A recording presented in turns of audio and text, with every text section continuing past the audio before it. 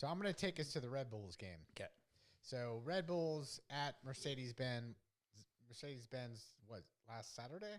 Yes. 7:30 kickoff. That's correct. And did either of y'all go? I can't remember. I was there. I did not. Okay. Dave, you went. How was that atmosphere? Great. Good? They didn't have the top open, but it was sold out and full. 45-ish, something like that. Okay. All right. And what's your overall take on that game, which ended up 0-0?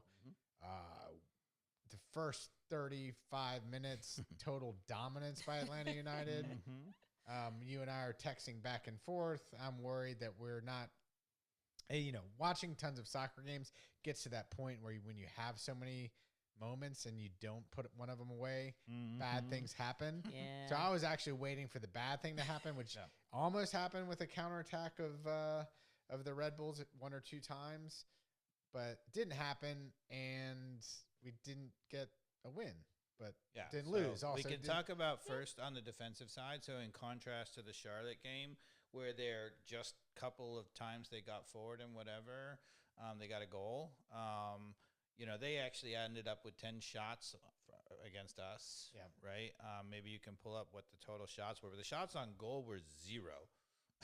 So, when you can play a game without a goalkeeper, that's pretty good.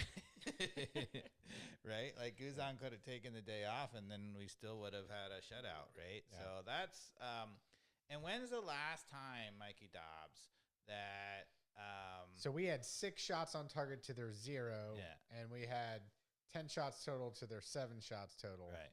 They dominated possession 60%. Yeah. Do you remember a game in the Pineda era where the other team had 0 shots on goal? No. Ever?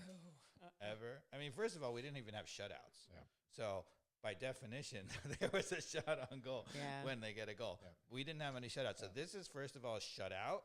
That's a thing that was unheard of. The stats are staggeringly different than the Pineda era. That's correct. Yes.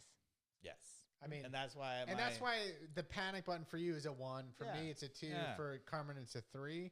Yeah. Very low. And it's not just the stats, the eye test, right? I mean, so again, people will say, and I think there's a legit critique here, that in both games, and really all 3 games, we've started really well on the front foot. The first half has been terrific, and we've faded a little bit. And we can talk about why that is. I don't really know why that is. Yeah. But almost we faded, I think, in a little bit because it almost can't be that good for that long. We pressed so well. We turned the ball back over. We dominated so much. You can only do against a professional team that for that long. And if you do that, you're going to score. Well, that's the thing. For it to be sustainable, Dave, you've got to convert, which then it demotivates the other team, right? Right. You have to demotivate the other team by making it 2-3-0, and then keep the defense solid, right, and then finish the game off. And consistent with what I was saying about Click just being the code or whatever, he comes on in the 76th minute in this game, which is what you would do if you had a guy who was clearly not ready to go because he was been sick all week.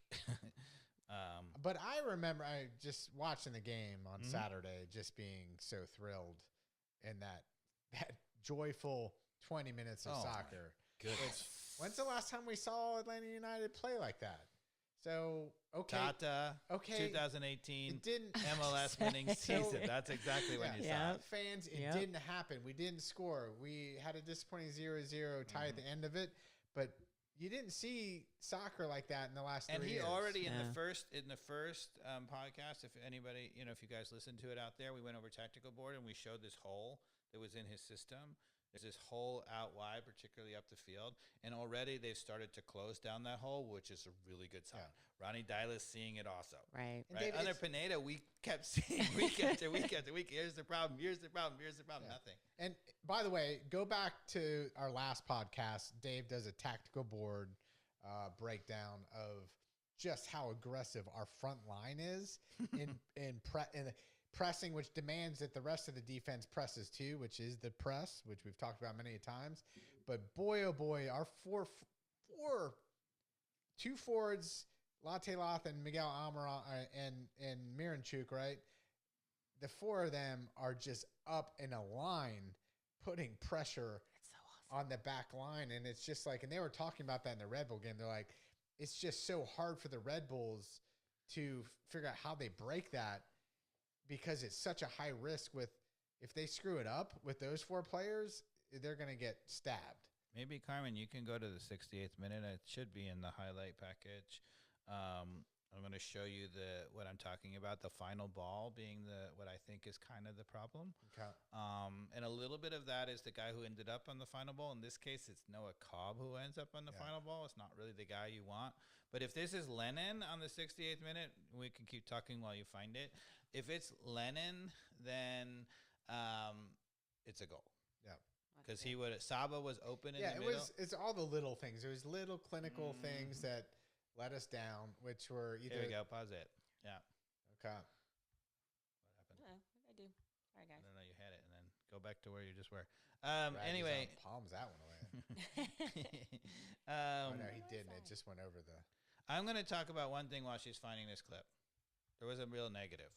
Yeah. Again, it's a theme, right? So Guzan showing his age. He showed his age in the Charlotte game because he just palmed that ball right back to Zaha, who scored. Yeah. Right. And in this game, there is a early ball that's way out at the top of the box, and I think he's feeling the critique. Maybe he's listening to our podcast, he shouldn't be. Brad, you know we're telling the truth, but he still shouldn't. Love you. He shouldn't be listening because what I think the people are saying, he's old and he's not coming and getting to those like crosses and things. He's feeling it, right? So he comes in this case on a ball he had no business coming with. Now he got to it. Good for him. That's good. He got to it. But he also punched Latte Loth in the head, and now he's in the concussion protocol. That's how he got his concussion? Okay. Maybe I'm a Gen Xer here, but I watched that slow motion play of him getting, I mean, come on. Like in our day, the Latte, get up. I'm sorry. He did get up. He played for another like and he kept playing. 10 minutes. But now the doctors have said we were examining him, and he has no choice. Yeah, Stop it's not it. his fault. Stop. Not it. his fault. It's all our fault for having concussion protocol. Well, Okay, you Mikey. can say Dobbs. that, but it's not. You can't say Latte Loth is soft. He just got up and kept playing. It wasn't him. You would have done the same, but you would also be in the concussion protocol Crying like he out does. But he got bumped a little bit. I mean, it's soccer. But my point about that Crying out moment. loud, I watched it. Like, let's watch it. It's on slow motion. Well, let's do this Let's do first this because she first. Okay. finally I'm has heating to up. do it. I think we need Oh, the other. sorry. There you go. Put the flames on the YouTube now. The flames. Oh my Let's see, does goodness. that work? It's gone. If those of you are on the YouTube channel, you see the new graphic. There's flames everywhere. That's amazing. Everywhere. So we're going to show this clip, and then we'll get back to that. We can go to and we can argue about Got it. bumped. Right? So on this play in the 68th minute, we're going forward, and people are wondering why we're not scoring goals. And it's a little bit, I said, the final ball and who's ending up in this. So this normally, outside back getting forward, is going to be Brooks Lennon. Okay? It is not in this case. It's Noah Cobb. Right? And watch how open Saba is, and watch how Cobb hits the ball a little bit behind him. And it's no offense to Noah Cobb. He's not really a right back, but he shows why he's not Lennon. Play the clip. Miranchuk with another gorgeous ball out wide. Pause it. Okay? Do you think Lennon is putting that ball on Saba's head? No. Come on. No, I'm being dead serious with you. You think he is? Yes. I don't think that's the right ball. All you have to do is bend it out in front of him, either on the ground I don't think it's a header. on the header. I don't think it's a header. But I'm saying my point is, does Lennon connect with Saba for the open shot at the 6 yard or at the 8 yard? More likely than Cobb. More likely. Yeah, I think if you're going to criticize Lennon, and people criticize him a lot, I think you also have to say what he's really, really good at it. He's really, really good at making that ball.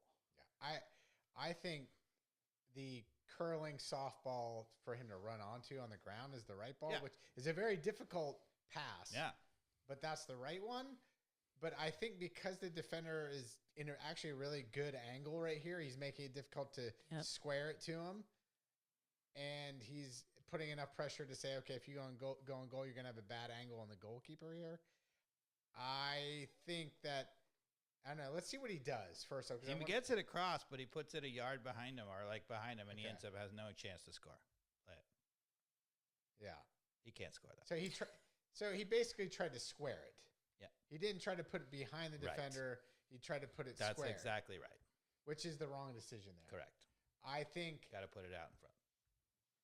I agree. yeah. Just, But Lennon puts that out in front, and he scores that, and we walk off with a 1-0 win. yeah. That's the difference. But that's a slight difference that's only happening now, and it got better already with Amador because Amador was way better. I will be honest, looking at that angle, that was a difficult angle for anyone to put the ball to Yeah. Saba right there. Oh yeah. Yeah. I think it would have had to been a very delicate ball behind. To be the honest, defender. where we paused it, I actually think was ever so slightly late. He could have gotten there a little earlier, and I think Lennon would have Right. attacked it more and hit it the earlier. way that he got to the ball, Yeah. all those things Yeah. had to Yeah. change to create the better angle on the Yeah, defender. I agree with you. I But- think we did Cobb a disservice there, pausing it a little bit late because Lennon would have gotten there a little earlier and hit it out in front earlier. Okay.